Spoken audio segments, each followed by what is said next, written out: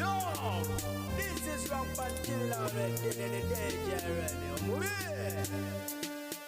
Webale nnyo webalire ddala gwe wenna akyagyekumiddeko mu ddakiika eno yennyini ntuuse okubanga ate nkwongerayo maaso n'amawulire gaffe agagenda maaso okubanga ate gatambula mu ggwanga lyattu Uganda. Ffenna tumanyi bulungi sitole y'omukyalo ono amanyiddwa nga Honorable Nabiira Naggayi Ssempala ezze egenda maaso okubanga ate etambula ku byagwa mu maka ge ya oluvannyuma lwa bba okuvaayo nga amuvunaana ogw'okukola obwenzi ate nga abukolera mu maka ge era nga incident yasookera ddala ey'omukyalo ono okubanga yaleeta b'ofiisa basobole okubanga ate bakasuka omukulu amanyiddwa nga Isaac Ssempala wabweru w'amaka ge. Ate incident yaddako ye ne yasembyeyo okubanga ate tulaba omukulu nti yali aggaliddwa wabweru wa gate ate nga musibirayo simulala ye mukyala we Nabiira mwennyini gwe yakera ku makya n'abeera nga ate akuba embaga obanga akuba ekidaala n'abeera nga ate assaako akaweta era nga gye byaggwera ng'omukulu oyo ne gate atuuse okubanga agiwalampa ey'amaka ge. Kakati nno ye omukulu amanyiddwa nga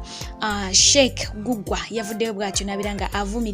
avumirira ebikola by'omukyalo no Nabiira Naggayi n'amutegeeza nti munange yagenze maaso okubanga aswaza obusiraamu okusinziira ku nneeyisa gye yeeyisizaamu ebintu byakoze bba tebyabadde birungi n'akamu n'akatono ddala. Weewaawo nga si yeka amuvumiridde n'omukulu amanyiddwa nga Pastor Bujingo naye yavaayo n'amuvumirira ku kikolwa ekyo kye yakola nga naye alinga amwesasuza olw'ensonga nti omukyalo ono Nabiira y'omu ku abo abagenda mu maaso okubanga ate bavumirira ekikola ky'omukulu Pastor Bujingo. So nno yo Uganda bw'etyo bweyimiridde mu bintu bya katemba. Anyways, okweyongerayo mu maaso n'amawulire gaffe ye omukulu amanyiddwa nga Mubaraka Munyagwa Mugaati gwa Bata naye alina obubaka bwe yavuddeyo n'abeera nga ate omukulu Robert Kyagulanyi Ssentamu. Kinajjukira bulungi nti omukulu ono yakubwa akalulu era nga wenjogeera ali awo bw'atyo mu bbanga talina wagwa wekituuka kati mu byobufuzi takyalinayo wadde ekifo. Yavuddeyo n'abeera nga alekera omukulu ono Bobi Wine obubaka obanga amusibirira entanda era bw'atyo n'amuwa amagezi nti afuneyo ku babaka abo ab'ekibiina kya NUP abali mu Parliament essaawa eno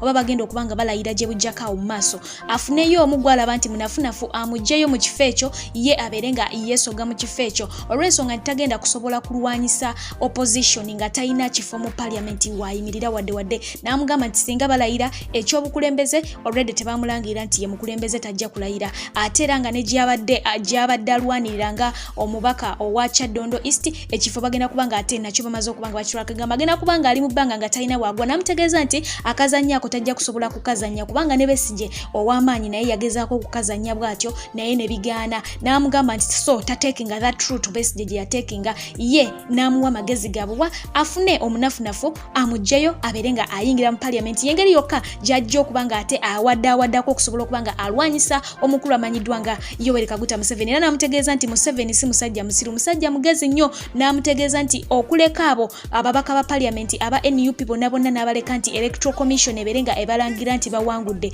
teyali musiru yamanya nti alina mu maaso wagenda okubanga atuuka abanyigira awo agende nga akongolako omu ku omu. Ndowooza y'embeera gye tugenda mu maaso okubanga tulaba nti batandise okuvaayo nga batulaga nti ono yakola omusango we gutyo ono alina ekizibu ekiti kwegamba singa otunira ebizibu ab'ekibiina kya NUP be bafeesinga essaawa eno kyandibanga kyekimu ku ekyo omukulu ono amanyiddwa nga Mubaraka Munyagwa kyagezaako okubanga ate ayogera. Weewaawo yagenze maaso okubanga ategeeza nti ebigambo bino tabyogera nti lwakuba nti tayagala Bobi Wine nti ye ng'omuntu amwagala era tamulinaako wadde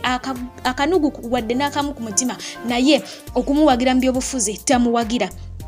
Era bw'atyo n'agattako n'okubanga amusekeera n'amutegeeza nti mwagenda ne mujja abavubuka ne mujja n'ebbugumu lingi nnyo ab'ekibiina kya NUP nga mugamba nti ffe tetulina kye tukoze muzeeyi atulemye okubanga atugjawo kaakati mmwe mukozeewo kye. Bw'atyo bwe yasobodde okubanga ate ategeeza omukulu oyo Robert Kyagulanyi Ssentamu. Anyways, simanyi ndowoozayo ndabye abantu abandi nga bagamba nti omukulu ono yandibanga alina point so nga abandi bamugamba tolina ky'otugamba gwali eyo olowooza omukulu ono kyagamba kirimu eggumba oba nedda. So no katubenga ate tuweyongerayo n'amawulire gaffe.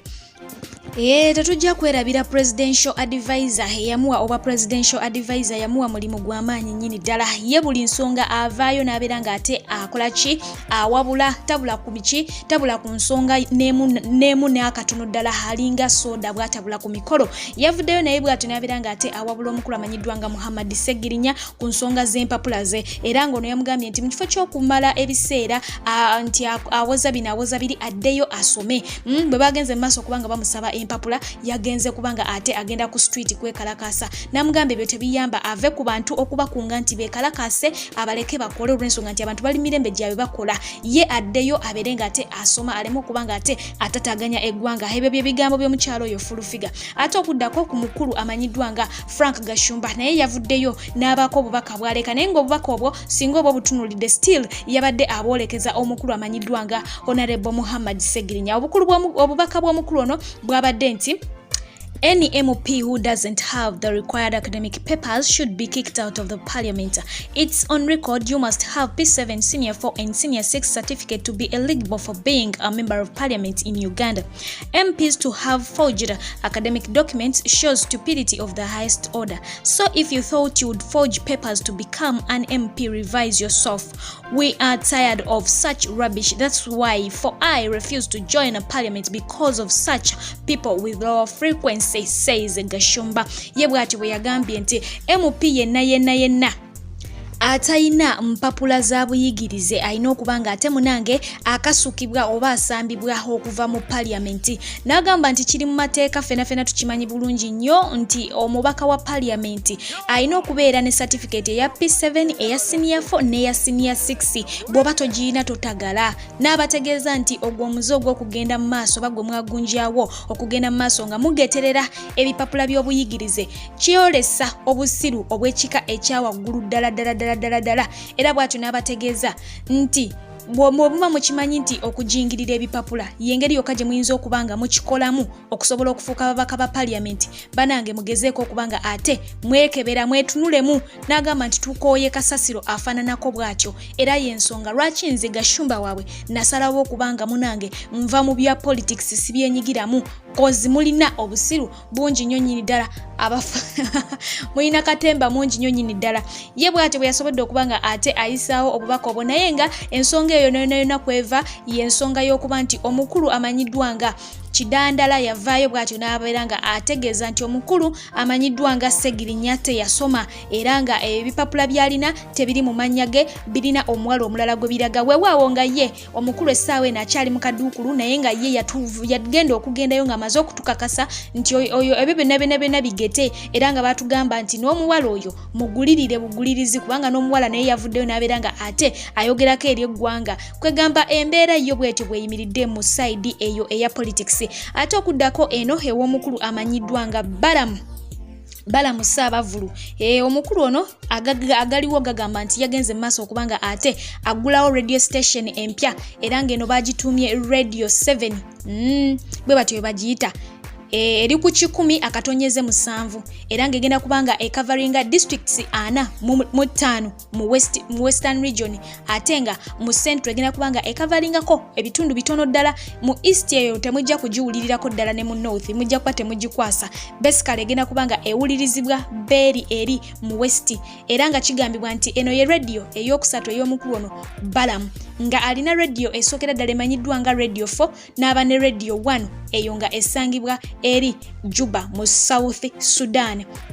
Eno empya gyagenda okubanga aggulawo gye bagenda okubanga balonchinga essaawa yonna eri Masindi wabula nga wenjogera essaawa eno bali mu kutestinga sigino naye nga ku online kigambibwa nti kweri ye yatandise dde okubanga ate ekola mpola nga batestinga sigino ezo. So sawa yonna bagenda kubanga mugnange bakola ki bagironchinga. Ago ge mawulire gensobodde okubanga ate nkugirayo mu dakiika eno kanzikirize atakumira mpera yongera okubanga abankumira until tuddemu tusinkane mu video enaaba eddako kweno naye nga teweerabira okubanga okomentinga teweerabira okubanga okola ki ekirala